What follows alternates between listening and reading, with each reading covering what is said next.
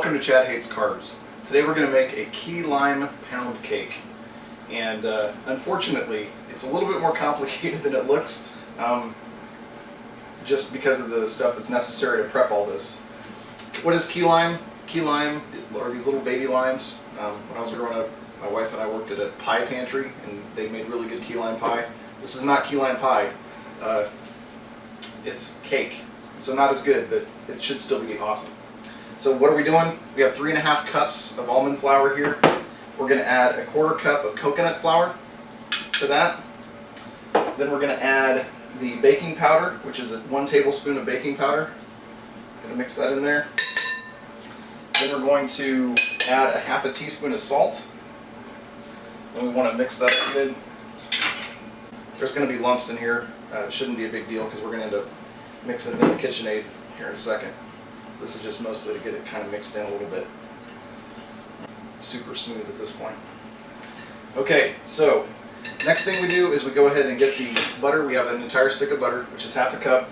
We're going to put that in the KitchenAid with granulated erythritol. It calls for Swerve. I'm using a different brand, but it should be fine. Erythritol is what Swerve is. So, and all we're going to do is we're going to stick it in here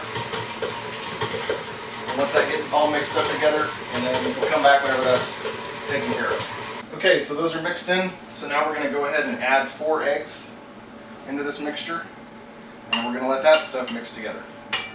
And then once that's been incorporated, we'll be right back. Okay, so at this point we're supposed to beat in half of this mixture into here. So we're going to go ahead and put in half. That looks about right. It's super scientific, I know. I'm going to mix that in as I dump it all over the counter.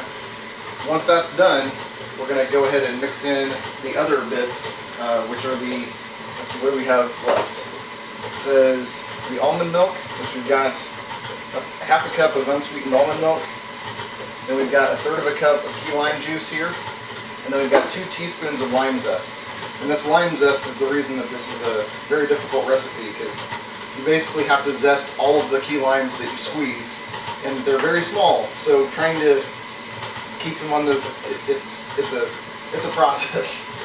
Anyway, so we'll go ahead and put this stuff in here now. Here's our almond milk. Get that stuff sloshing around in there. We're going to add our zest.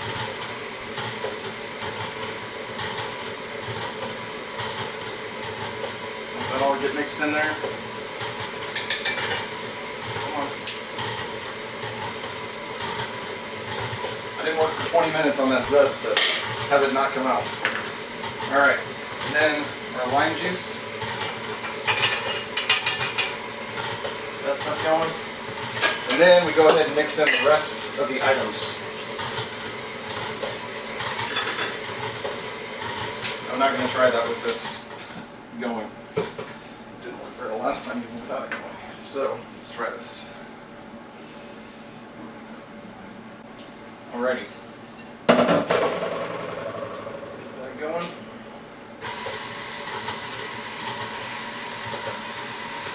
Alright, so at this point we've got our 9.5-inch greased pan. I just greased it with butter because there's no other butter in the recipe, and butter makes everything better, right? So we're going to take that and we're going to be putting this in a 325-degree oven. So once this is all incorporated, all we're going to do is stick it in here and we should be good to go.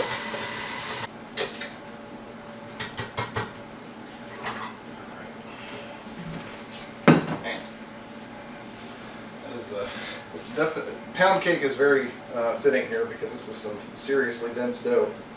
That is for sure. Alright.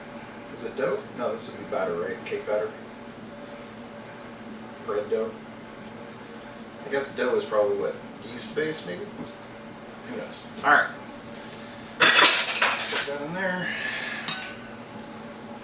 Just put this in here. Man, that is a lot of... I guess I don't really have to worry about it rising because it's going to fill this whole thing, so... I'm not sure what the baking powder's for. All right, so into the oven. Let's see, it says, okay, transfer to the prepared loaf pan and cover with foil after 45 minutes. So 45 minutes, we're going to come in and we're going to put foil on the top.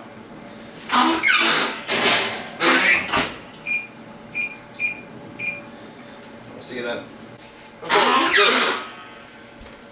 It's been in there for about 45 minutes. So now, it says we're supposed to cover it in aluminum foil for another 15 minutes. Let's see, bake at least 1 hour. So the instructions are not super clear here. So, because it says cover with foil after 45 minutes, but it doesn't say to do that after you put it in the oven, which is kind of weird. So I'm a little confused as to exactly what that is supposed to mean, but I'm just guessing. So we'll stick that on there and then put it back in for about 15 minutes because it's a little hard to test without taking the... Anyway, we'll see. So 15 minutes. And I'll be back then. Okay, so I pulled it out of there. It's looking pretty good. You can see there's no wiggle to it really. We're going to do the toothpick test. See how it looks inside.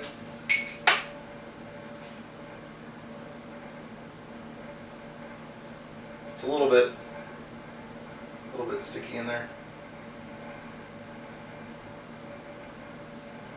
but it's not coming out super wet. So I'm going to consider that good enough. And at this point it says top is firm to the touch. Well, I don't know.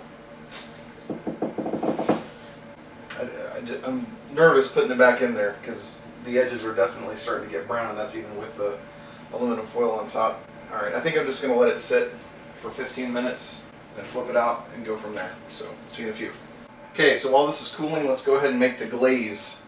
Super simple. Basically, we just have the 3 tablespoons of confectioner's swerve, confectioner's erythritol. We do that because you want it to be, you want it to have that super smooth texture, and if it's granular, it's going to have that kind of grainy texture, which you don't really want in a glaze. And then we have 2 to 3 teaspoons of key lime juice, so you have to make sure you have some set aside for this.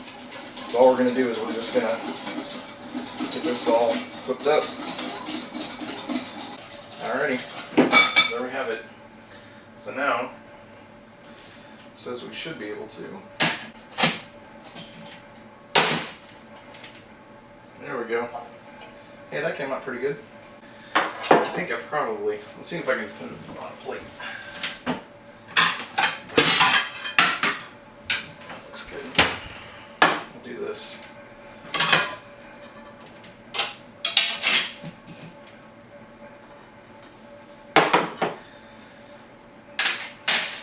Okay, so then the top looks like the top. So there's not very much glaze here.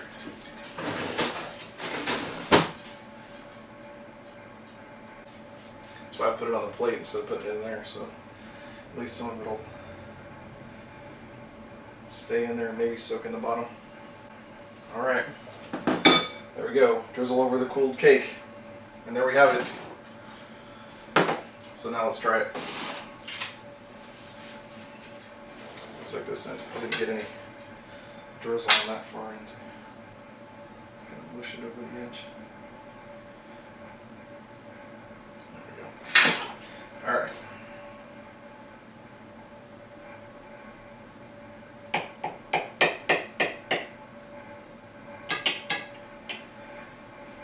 It's very soft, moist, you would say. Unless you don't like that word, in which case you might not say it. There you go. It's kind of mushy a little bit. Hopefully you can see it, but wow.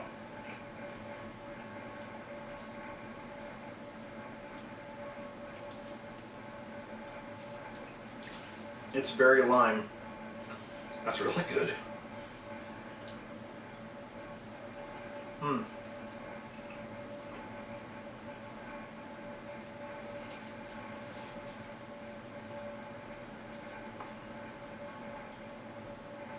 It's extremely dense as well. Definitely not something that you need to eat a lot of.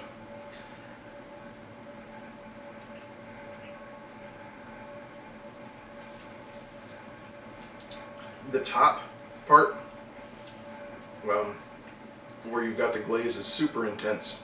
I mean, obviously, I'm kind of surprised at how strong it is in comparison to the other, but it's definitely got a great key lime flavor.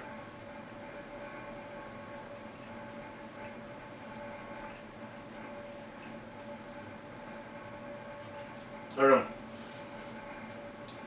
I would say this is probably like a, I don't know, I give it like maybe an 8.5 out of 10. It's a little bit, it's got the coconut flour in it.